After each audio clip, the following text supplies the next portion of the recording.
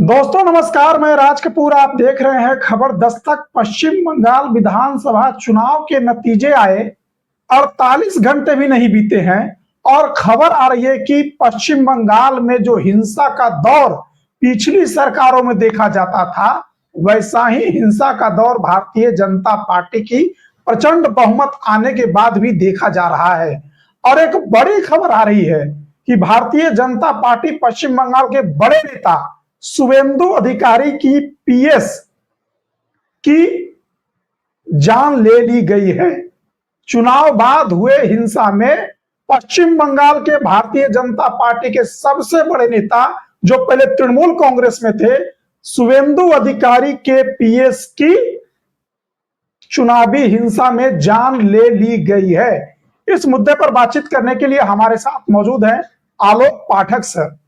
Sir, ये Bharatiya Janata party दावा करती थी कि जैसे ही हम चुनाव में जीतेंगे या भारतीय जनता पार्टी की सरकार पश्चिम बंगाल में बनेगी, चुनावी हिंसा पूरी तरह खत्म हो जाएगी।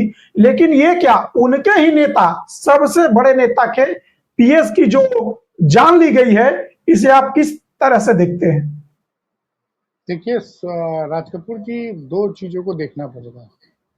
मुझे लगता है कि जिस तरह से हमला किया गया, जो उनका पीए था, रथ, पूरा नाम मुझे इस वक्त याद नहीं आ रहा, युवा था, और उनकी उसकी गाड़ी को रोक के जिस तरह से हमला किया गया और उसको 4 गोलियां मारी गई और वो मौके पे ही मुझे लगता है उसकी जान चली गई थी। ठीक, बड़ा हमला है। और जरा इस बड़े हमले को बड़े परिप्रेक्ष्य में आपको देखना पड़ेगा। कल शाम को डोनाल्ड ट्रंप ने प्रधानमंत्री मोदी को बंगाल की जीत पे बधाई दी थी, और इस बात की जानकारी भारत सरकार ने नहीं दिया। व्हाइट हाउस के ऑफिशियल प्रवक्ता ने इस बात की जानकारी मीडिया ब्रीफिंग में दी कि बंगाल में भाजपा की विजय के बाद प्रेसिडेंट ट्रंप ने नरेंद्र मोदी को बधाई दी, उनसे फोन पे बात की। उसके थोड़ी देर बाद ही एक खबर आती है कि पंजाब में बॉर्डर के पास बीएसएफ के बेस के पास एक बड़ा विस्फोट होता है। पंजाब में 2-3 जगह कल ब्लास्ट। उसके बाद आज जो आदमी जो कि संभावित मुख्यमंत्रियों की लिस्ट में सबसे आगे है, उसके करीबी, उसके पर्सनल असिस्टेंट की बेरहमी से जान ली गई है। इसको आप मामूली घटनाक्रम मत समझिए। जी। पंजाब में बीएसएफ के बेस के बाहर बड़ा विस्फोट, उसकी आज दिन भर मीडिया में चर्चा होती रही, और वहां की लोकल इंटेलिजेंस ने बोला है कि ये जो आईएसआई और खालिस्तानी नेटवर्क का मिलकर काम है। हमको इस बात को मानना पड़ेगा कि आईएसआई की गतिविधियों पे भारत सरकार रोक लगाने में असफल रही है। आप याद कीजिए पुलवामा में क्या हुआ था, और ये बंगाल में जो घटना है उसको आप ऐसे नहीं ले सकते।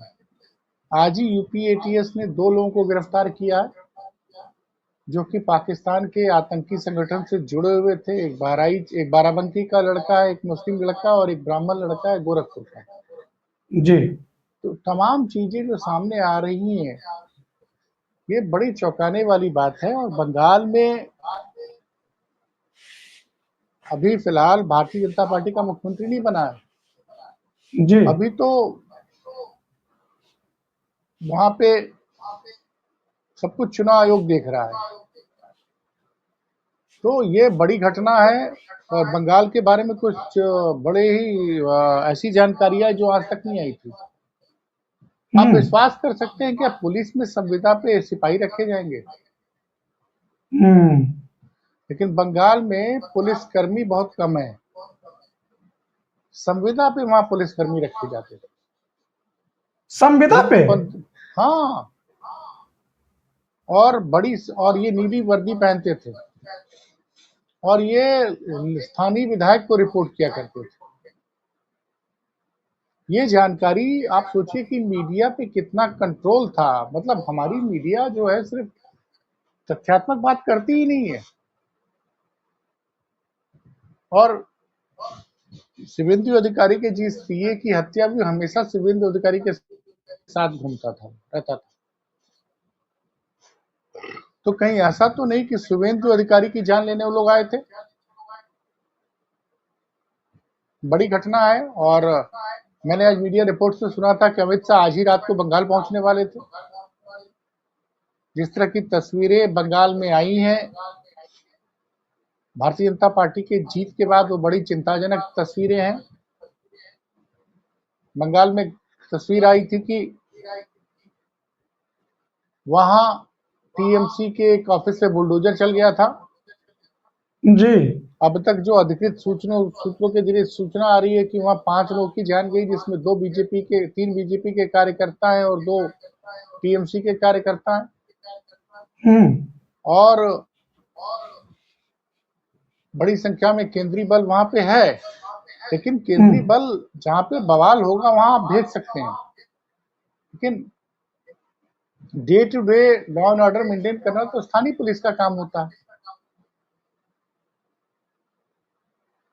अब इस घटना के बाद जानते क्या होगा?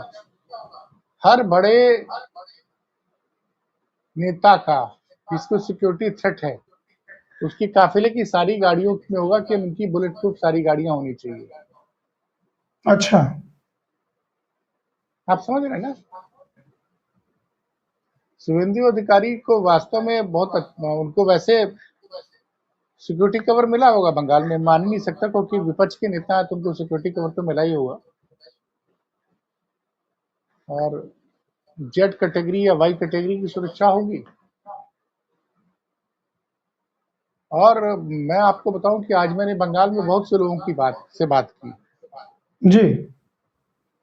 और जो हमारे बंगाल के सूत्रों ने मुझे बताया, मेरी बातचीत की, उन्होंने बताया कि बंगाल में भद्र लोग, मतलब बंगाली भद्र लोग हमेशा ममता बनर्जी के साथ रहता था। वो भाजपा को पसंद नहीं करता, जिसमें बंगाली ब्राह्मण, बंगाली कायस्थ और बंगाली बनिया।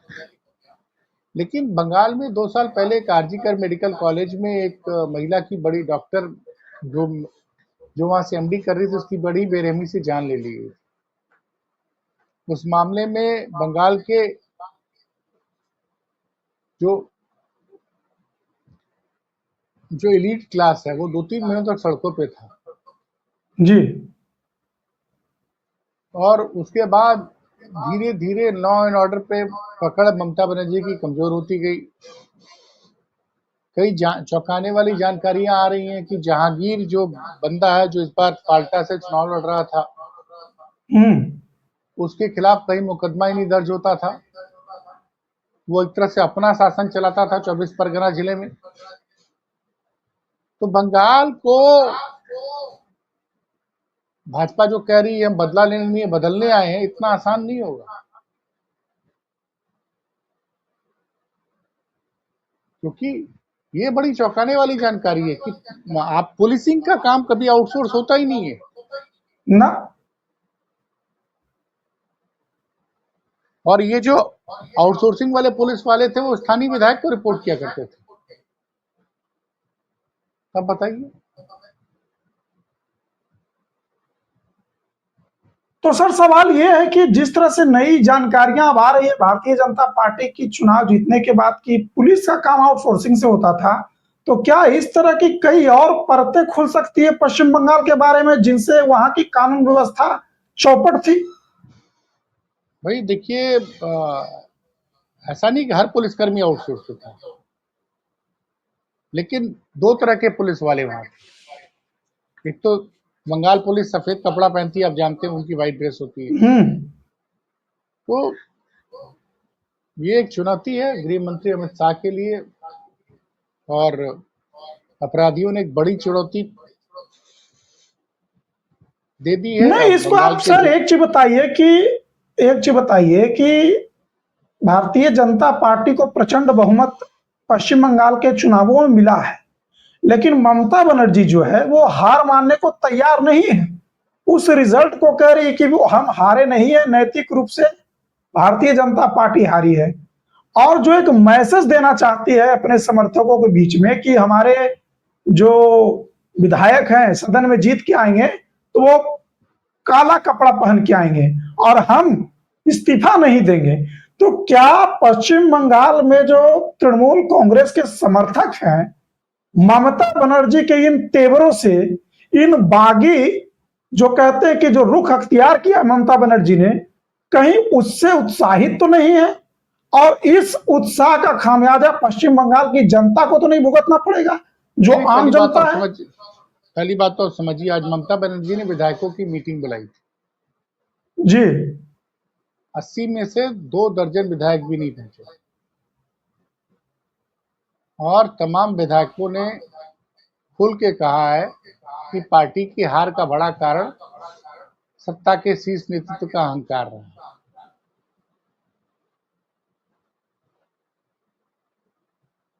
और कई जगह पे जो टीएमसी के ऑफिस थे, वहां पे लोगों, टीएमसी के खुद लोगों ने उसको भगवा भारतीय जनता पार्टी का झंडा लगा दिया। बंगाल में जब लेफ्ट की सरकार गई थी, तो रातों रात लेफ्ट के कार्यकर्ता टीएमसी के कार्यकर्ता बन गए। जी। तो बंगाल में उन लोग को, चूंकि एक पेट्रोल पंप का भी किस्सा सामने आ रहा है, पेट्रोल पंप पे कुछ लोग टीएमसी के लोग वहां से वसूली किया करते थे। जैसे ही सरकार बदली, वो लोगों ने बीजेपी का वो झंडा लेके आ गए, तो पेट्रोल पंप वाले ने स्थानीय बीजेपी को नेता को बताया, फिर पुलिस आई और उन लोग को भगाया गया। तो कई तरह की खबरें आ रही हैं। आप क्या कह रहे हैं सर कि जो पश्चिम बंगाल में तृणमूल के समर्थक थे, जो पहले उत्पात मचाते थे, उन्होंने रातों रात झंडा बदल लिया, अब वही समर्थक बीजेपी का झंडा उठा लिए? ये पहले भी हुआ है, ऐसा नहीं हुआ है। पहले भी लेफ्ट की जब सरकार थी, तो 2011 में जब ममता बनर्जी चुनाव जीती, तो रातों रात उन लोगों ने वो टीएमसी के कार्यकर्ता बन गए, और ऐसे ही उजड़ कार्यकर्ताओं की वजह से आज ममता बनर्जी को चुनाव में हार का सामना करना पड़ा। तो सर, अगर बंगाल का ये कल्चर है, तब तो भारतीय जनता पार्टी को आने वाले समय में मुसीबतों का सामना करना पड़ सकता है। नहीं, अब लेकिन वहां पे अब भाई जब लेफ्ट आई, तो लेफ्ट ने कितने साल शासन किया? 40 साल के करीब। टीएमसी भी 15 साल शासन की है। अभी ममता भाजपा की सरकार तो बन जाने दीजिए ना, तब ना पता चलेगा। अच्छा। बंगाल में उद्योग धंधे तो है नहीं, रोजगार करने के लोग कहाँ जाते हैं? वहां पे रोजगार, पहले बंगाल जो है भारत का इंडस्ट्रियल कैपिटल माना जाता था जी। लेकिन लेफ्ट की राजनीति ने और उसका टीएमसी ने भी वही तरह की राजनीति कर दी। पहले बिहार के लोग दिल्ली से ज्यादा प्रेफर करते थे पश्चिम बंगाल जाना। कोई भी आदमी यूपी और बिहार का आदमी बंगाल में ज्यादा कंफर्टेबल महसूस करता था, क्योंकि बंगाल दिल्ली से नजदीक था। पटना से दिल्ली की दूरी लगभग 1000 किलोमीटर है। पटना से कोलकाता की दूरी कितनी है? 500-600 किलोमीटर। 500 किलोमीटर। और बंगाल बॉर्डर तो बिहार से सटा हुआ था। तो इन चीजों को आप समझिए। ये जो घटनाएं हुई, इनको आप मामूली मत समझिए। बंगाल को चलाना भारतीय जनता पार्टी के मुख्यमंत्री के लिए टेढ़ी खीर साबित होगा। वो कैसे चलाते हैं, कैसे हिंसा पे कंट्रोल कर पाते हैं, कैसे प्रशासन में आमूलचूल परिवर्तन लाते हैं,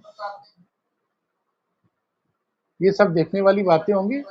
और मैं इस घटना एक आखिरी सवाल सर कि ये शुभेंदु अधिकारी के पीएस की जो जान ली गई है, तो आप बता रहे थे कि शुभेंदु अधिकारी संभावित भारतीय जनता पार्टी के पश्चिम बंगाल के मुख्यमंत्री हो सकते हैं, और आपने अभी जिक्र किया भी कि हो सकता है कि जो लोग आए थे शुभेंदु अधिकारी के पीएस को मारने के लिए, उनका निशाना या उनका टारगेट शुभेंदु अधिकारी भी हो सकते थे। तो क्या शुभेंदु अधिकारी के पीएस की जान लेने के क्रम में भारतीय जनता पार्टी के संभावित मुख्यमंत्री की जान को खतरा है पश्चिम बंगाल में?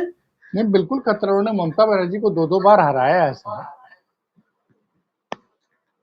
तो खतरा तो होगा ही। चलिए, लेकिन ये बड़ी खबर है सर, इस पर निगाहें बना के रखनी पड़ेगी। और हम पश्चिम बंगाल में चुनावी बाद हिंसा की चाहते हैं कि कोई ना हो, घटित ना हो, लेकिन इस खबर पर हमारी नजर बनी रहेगी। जैसे कोई अपडेट आएगी आपके सामने हम तुरंत आएंगे। तब तक के लिए हमें इजाजत दीजिए। नमस्कार।